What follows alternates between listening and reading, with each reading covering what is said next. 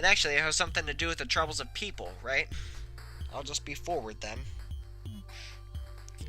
Has anything been troubling you lately? Nothing more than usual, I suppose. I'm just here to commemorate the occasion. That wage hike takes a major load off, though it's really too bad that we're still under Gabriel's boot. You know, I bet they'll let the bill pass just to avoid revolt. They don't give a shit about us. Gabriel. Whoa, look at this. She does that pose a lot, I just noticed. It's not this country, is it? Wasn't that... the mother country, correct? I think that Brighton shouldn't be a colony of theirs anymore. It was labeled as independent in the dossier, I don't know. I need to know more. How might I ask properly? What about the, president? He seems to be working for us. He does, right? I know it doesn't matter. He's just a figurehead. He can't do anything without Gabriel's approval. Couldn't even raise a military to defend against Faradia? Faradia without them kicking up a fuss. Hell, it took 6 months before they let him train a single soldier. I'll give him some credit, though. They quit crying about it and have been funding us rightly ever since. Probably realized that Faradia took us over, then they'd lose their workhorse. Really fast. You know what I'm gonna do? Well, first I need to plug in my computer again. Welcome back to the stapled, uncharging computer here, and I have to put on my reading glasses. I didn't think it was going to be this hard, though I usually think that about pretty much everything that I read. Here we go. This is better. Faradia is a third country sharing a border with Brighton. What was it I read about them last? Don't we have a truce with them or something? It's been around for a while. Yeah, but it's hardly there.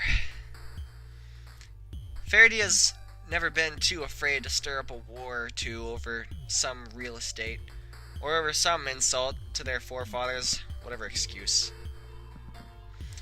Our truce with them is just a piece of paper. If they wanted to, they'd just take us down in a heartbeat. Or they would have, at least, until we got an army to secure the border. Never know, though. Wow, this guy talks a lot. It's wonderful. I hardly have to say a word. That's how I am, too. Or at least, I would if you didn't seem to want me to respond now. I put a bit of an angry expression on for a second, but then reconsider. Maybe a sad expression would be better. What's my character, anyway? Am I being myself here? Wait, no. None of that matters. Just answer! That's terrible.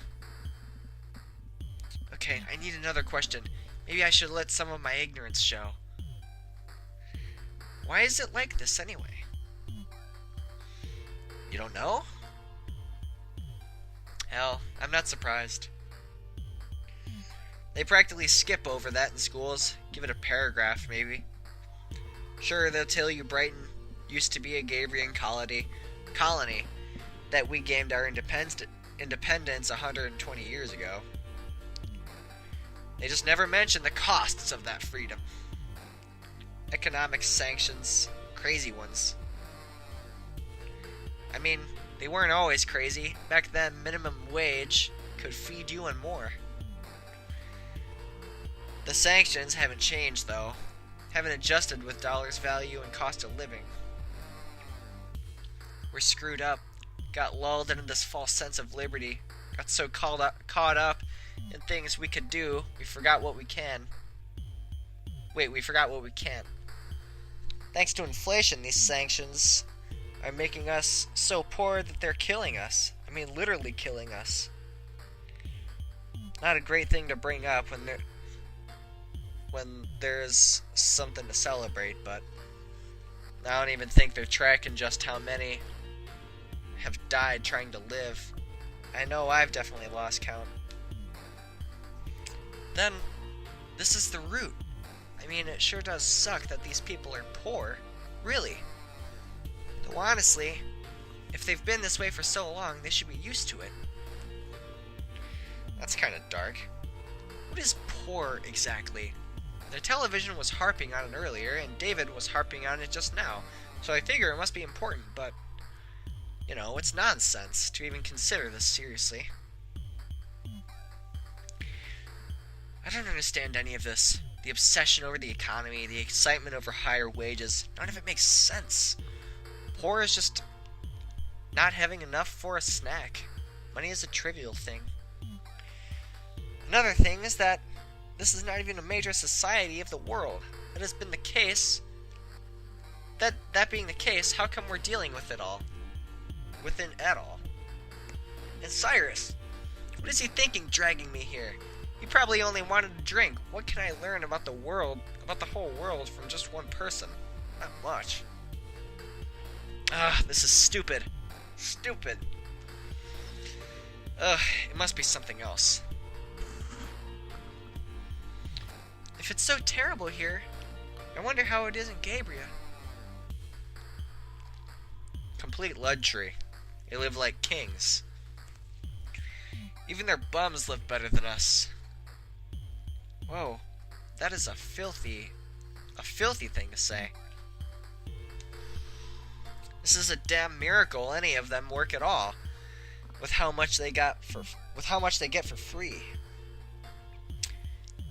They get fired, the state takes care of it. They're hurt, the state covers it.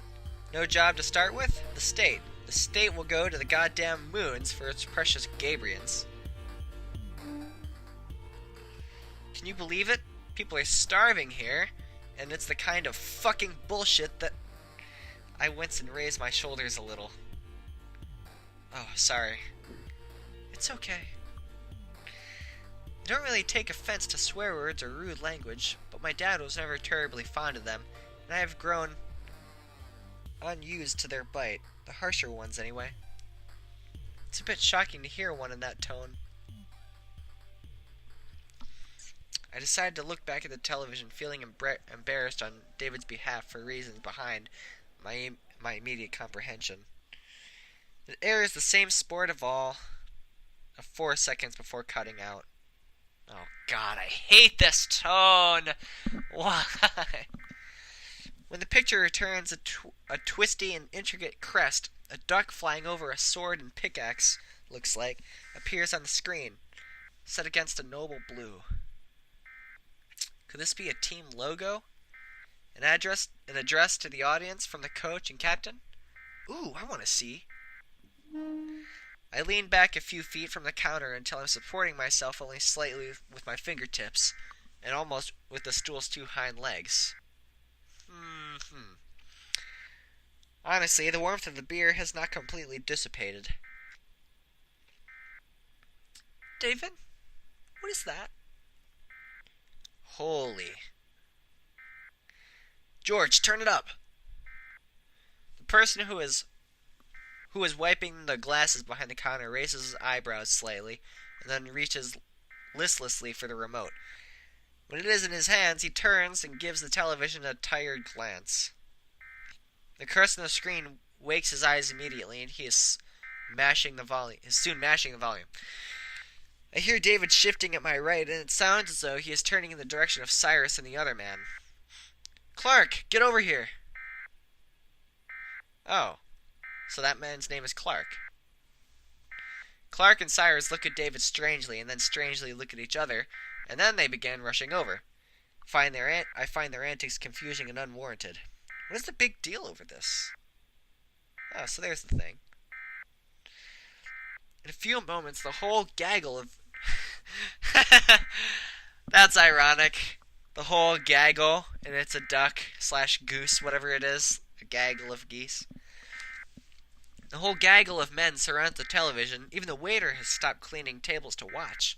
I know that sports are popular and all, but this is a little bit much, isn't it? This is the emergency broadcast system. This is not a test. Please pay close attention to the following message. Oh. The message will begin in 40 seconds. This is the emergency broadcast system. Okay. Yeah. 30 seconds. Goodness, this is it, isn't it?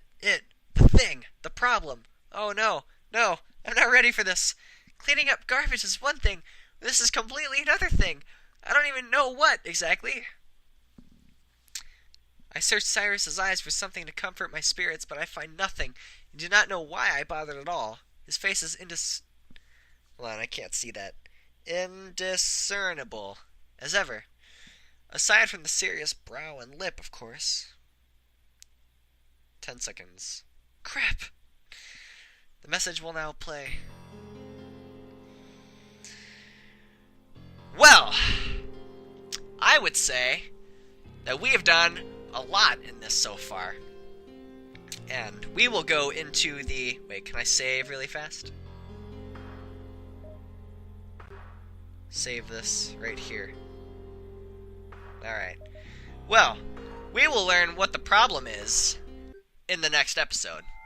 Well, you guys, thank you so much for watching. This has been Dysfunctional Systems, Episode 1, Learning to Manage Chaos. Surprisingly enough, I didn't really have any choices to make in this, so I don't really know how many there are. I guess depending on how many there are will determine how actual interactive it is. I kind of like it, I kind of don't. I like the character, I don't really know how I feel about the idea. It seems a little political to me. We'll see what happens, and I didn't have any water, and I didn't have my reading glasses for the first half of it, so that also is a good factor to go by. But either way, I might return back to this, probably, at least just to see if I continue through the next session, and it doesn't, like, interest me more. Like, I'm slightly interested, but not entirely. If I don't get more into it by the second one, I might stop it. I don't know. It has potential, but not like, it hasn't gotten there yet. So, I'm not really sure. But anyway, thank you guys so much for watching. This has been Dysfunctional Systems, Episode 1, Learning to Manage Chaos. I'm sure there's going to be more of this. My name is Squid, and I'll talk to you guys next time. See ya.